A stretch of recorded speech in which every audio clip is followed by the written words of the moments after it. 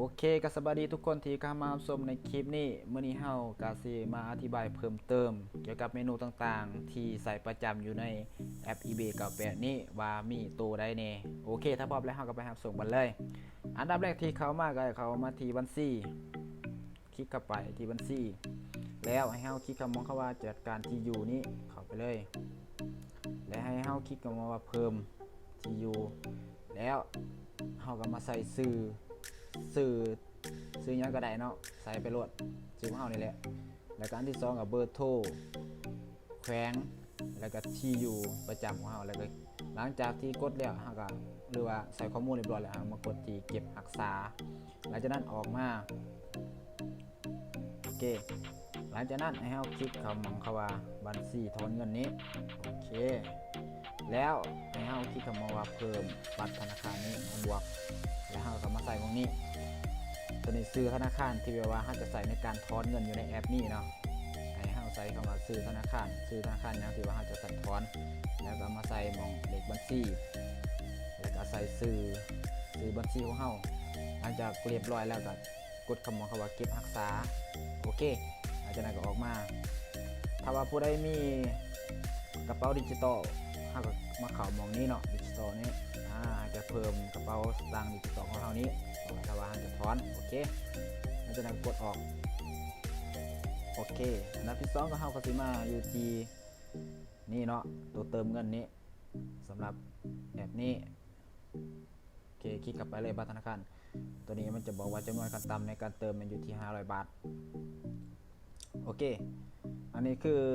มองเติมเงินนี้อันนี้คือเรทการเติมเด้อเรทการเติม 1,000 บาทตกอยู่ที่440,000 กีบอันนี้จะแมนบัญชีในการเติมสำหรับแอปนี้นี่แมนเลขบัญชีอันนี้แมนซื้อบัญชีถ้าว่าผู้ใดจะเติมกับแมนใส่ตัวนี้เลยหลังจากที่เราเติมนั้นเราจะมาใส่ซื้อนี้หลังจากที่เราเติมใน BC One แล้วให้เราแคปจอการเติมเงินนั้นไว้แล้วเราก็มาใส่ซื้อของเราในระบบที่ว่ามองเข้าไปตั้งใจการที่อยู่แล้วใส่นี้ว่าเราซื้อยังแล้วก็แล้วไปเนาะหลังจากนั้นเราก็มาใส่จำนวนเงินที่เราจะเติมเขานั้นซึ่งเราเติม 1,000 บาทเราก็จะกดคำว่า 1,000 บาทใส่แล้วเราก็มากดบวกนี้เพื่อที่เอาสลิปเงินโอนตัวนั้นเอามาใส่ตรงนี้แล้วเราก็มากดมองคำว่ายืนยันก็จะเป็นอันสำเร็จโอเคออกมาบัดนี้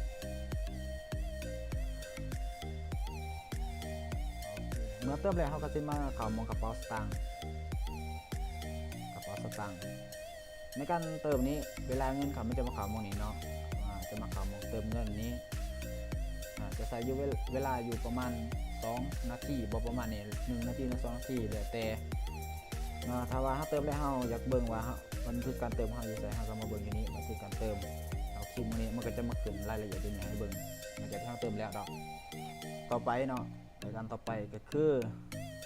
รายการถอนในเมื่อเราเติมมาแล้วเราอยากถอนเราก็มาคลิกคำว่าถอนเงินคลิกคำว่าถอนเงินตัวอย่างของข่อยมันมีอยู่67ก็จะเอา60เพราะว่าในการถอนนี่จะถอนเป็นเงินเต็มเท่านั้นก็คือ00ลงท้ายด้วย0 60 50 610บ่จะ4ก็แล้วแต่อันนี้60เราก็จะมาคลิกคำว่านี้เนาะ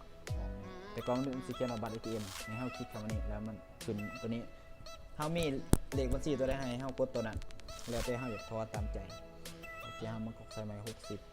60หลังจากนั้นเฮาก็มากดยืนยันโอเคอันนี้เป็นค่าธรรมเนียมในการถอนอันนี้คือตัวเฮาจะได้อันนี้บัญชีปลายทางที่ว่าเฮาจะให้เขาโอนเงินมาให้อันนี้ถ้าว่าผู้ใดมีรหัสถอนเงินตัวนี้ก็ใส่ถ้าว่าบ่มีก็ตั้งใหม่เขาก็จะให้ตั้งหรือว่าเฮาตั้งเองก็ได้หลังจากนั้นให้เฮามากดหมองยืนยันนี้ถ้าว่าเฮากดยืนยันตัวนี้แล้วมันก็สิเป็นการถือว่าเป็นอันสำเร็จในการเติมเนาะโอเคหลังจากนั้นเฮาก็ออกมาเมื่อเฮาถอนเรียบร้อยแล้วโอเคเฮาจะมาเข้ามากระเป๋าสตางค์คือเก่ากระเป๋าสตางค์ในการถอนเฮามันจะมาอยู่ตรงนี้เมื่อเฮาถอนเงินแล้วมันจะมาอยู่ตรงนี้อยู่ตรงนี้เนาะอันนี้คือบันทึกการถอนหรือว่าเฮาถอนเฮาก็จะมาเบิ่งตรงนี้ถ้าว่าเฮาเติมก็จะเบิ่งตรงนี้โอเคอันนี้เป็นกระเป๋ารายละเอียดกระเป๋าสตางค์รายละเอียดกระเป๋าสตางค์นี่ก็คือเวลาเฮากดงานนะ หรือว่าเพื่อนร่วมงานเฮากดมันก็จะมาขึ้นตรงนี้ว่าเฮานี่จะได้คอมมิชชั่นนี่เท่าใดต่อครั้งที่เขากดนั้นโอเคเมนูต่อไปสำหรับผู้ที่ใช้งานก็คือเชิญเพื่อนเมนูเชิญเพื่อนแนะนำตรงบ่ผ่านแน่นอนตัวนี้เนาะเมนูเชิญเพื่อนนี่ อันนี้ถ้าว่าเฮาอยากเชิญเพื่อนเฮาก็มากดหม้องนี้กดยาวนี่เนาะเพื่อบันทึกรูปภาพก็คือมันจะเป็นบันทึก QR code แต่ว่าเฮาอยากให้เพื่อนเฮาสมัครนำเฮาก็ครับตัวนี้ไปส่งหรือเฮาอยากคัดลอกเป็นลิงก์เลยก็คลิกหม้องนี้คำว่าคัดลอกลิงก์นี้มันก็จะเป็นการคัดลอกเป็นสำเร็จเฮาก็จะส่งให้หมู่เลยเนาะโอเคนี่ต่อไปก็บ่มีอะไรก็คือตัวนี้เป็นกฎกติกาในการใช้งานเอาคลิกเข้าไปเบิ่งก็ได้มันจะมีอย่างหางแต่ว่าเฮาดูเฮาจะอ่านไปนะว่าระบบมันเนี่ยก็ถ้าผู้ใดฮู้เพิ่มเติมก็อ่านได้โอเคหลังจากนั้นเฮาก็มากดอยากมาเบิ่งหม่องประกาศก็ได้ประกาศว่าขอควรระวังแต่ละอันมันมีหยังแน่ในการให้บริการต่างๆการถอนการเติมจะสร้างอหยังนี่แหละถ้าผู้ใดใช้งานก็เข้ามาอ่านเบิ่งก็ได้โอเคหลังจากนั้นก็บ่มีหยังหลายเนาะผลประโยชน์บ่จังซี่เอามาคิดบอกผลประโยชน์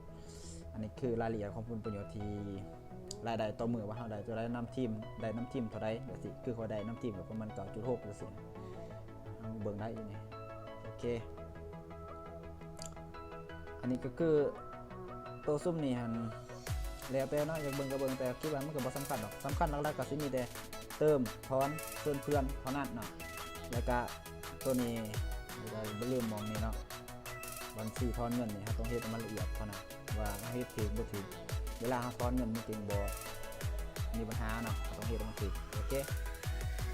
นี่ถ้าว่าเราจะเบิ่งทีมของเราก็ได้เบิ่งมันคลิกเข้าไปว่าเรามีจักคนผู้ใดแน่ทีมเราที่ว่าเติมแม่บ่แม่นสมัครในลิงก์ของเรานั้นมีภายในมันจะขึ้นตามนี้โอเคนี่คือรายละเอียดถ้ามันอยากเสิร์ชคลิปมันก็ได้โอเคสำหรับคลิปนี้ก็มีแต่เพียงเท่านี้เนาะเกี่ยวกับแอปนี้ว่ามัน